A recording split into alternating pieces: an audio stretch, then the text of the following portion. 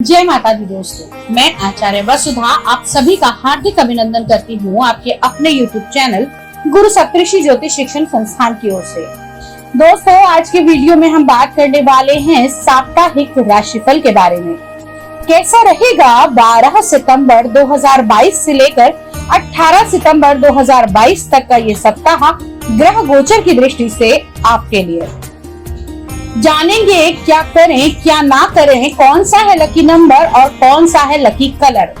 कुंडली में इस बार कौन कौन से राजयोग बनने वाले हैं और किस काम को आपने जल्दी खत्म करना है, इन सब को जानने के लिए हमारे चैनल पर बने रहिए। यदि चैनल को अब तक सब्सक्राइब नहीं किया है तो प्लीज सब्सक्राइब कर दीजिए, साथ ही साथ बेल आइकॉन को जरूर दबा दीजिए ताकि आने वाले सभी वीडियो आपको समय से मिल सके।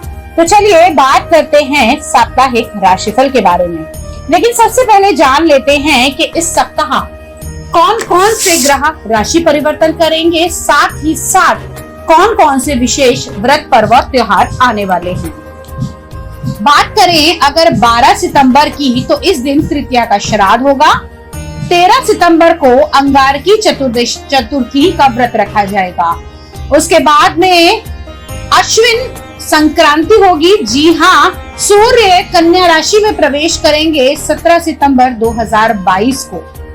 18 सितंबर को अष्टमी तिथि का श्राद्ध होगा। साथ ही साथ इस दिन माँ लक्ष्मी के पीले धागों का व्रत भी रखा जाएगा।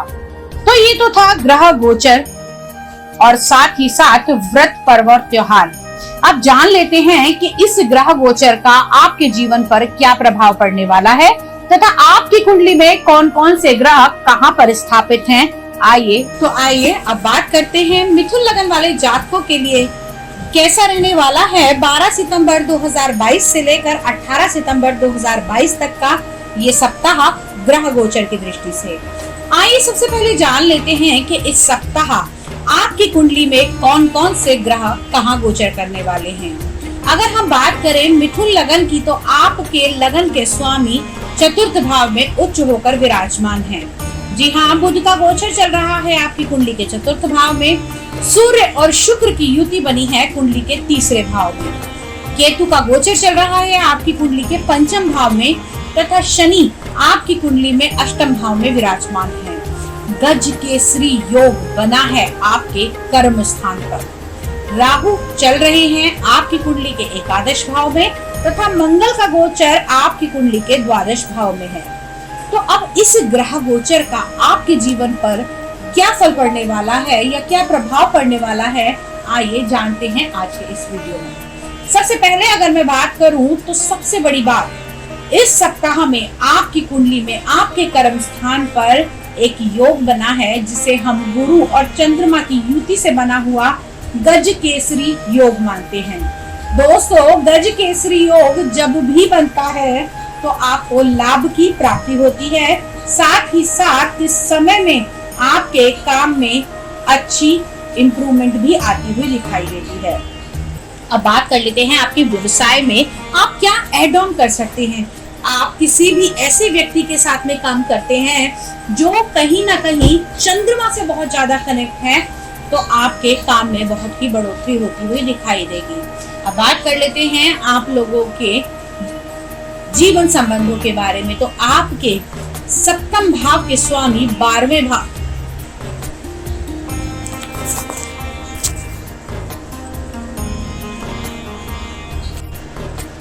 अगर आपको हेल्थ से जुड़ी हुई कोई भी समस्या चल रही थी तो उसके अंदर इंप्रूवमेंट आता हुआ दिखाई देगा। आपकी परेशानियां समाप्त होंगी इस दिन। जी हाँ, यानी कि सप्ताह के शुरुआत में आप हरी मूंग भिगोकर अगर किसी भी गाय को खिलाते हैं तो आपके लिए बहुत बेनिफिशियल रहेगा। साथ ही साथ अब बात करते हैं आपकी कुंडली के पंचम भाव के बारे में। पंचम भाव यानी कि आपका संतान का भाव है। तो यहाँ पर केतु देव विराजमान है जिसके कारण कहीं ना कहीं आपकी संतान से थोड़ा सा लगाव इस समय में आपको बढ़ाना पड़ेगा।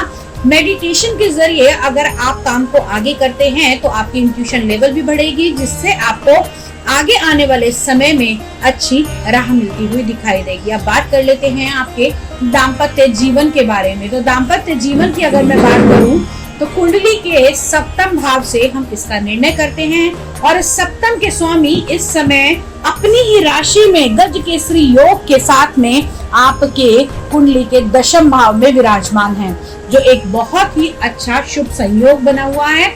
अगर आप पार्टनरशिप में बिजनेस करते हैं तो आपको इस समय में बहुत ज्यादा प्रॉफिट्स होने की संभावनाएं बन सकती हैं। अगर किसी भी प्रकार से आपके जीवन साथी का शेयर आपके काम में है तो आपके लिए ये बहुत ही बेनिफिशियल समय रहने वाला है। अब बात करते हैं आप लोगों के लिए कि अगर कहीं ना कहीं आप लोगों को हेल्थ से जुड़ी हुई दिक्कतें आ रही है या फिर कोई गैस्ट्रिक प्रॉब्लम चल रही है तो उसमें भी आपको बदलाव आते हुए दिखाई देंगे। थोड़ा सा ध्यान रखिएगा, खाने पीने में थोड़ी एहतियात बरतिएगा। हो सकता है इस टाइम पे ये गैस्ट्रिक प्रॉब्लम आपको ज्यादा परेशानियां दे सकती है। जिन लोगों का व्यवसाय किसी भी एमएनसी कंपनी से जुड़ा हुआ है उनका इस समय में बाहर का दौरा भी लग सकता है और ये जो आपकी यात्रा रहेगी ये बहुत फ्रूटफुल नहीं रहेगी। दबाव में आकर आपको यात्रा करनी पड़ेगी। अनचाहे मन से कार्यभार को संभालने के लिए ये यात्राएं करनी पड़ सकती हैं।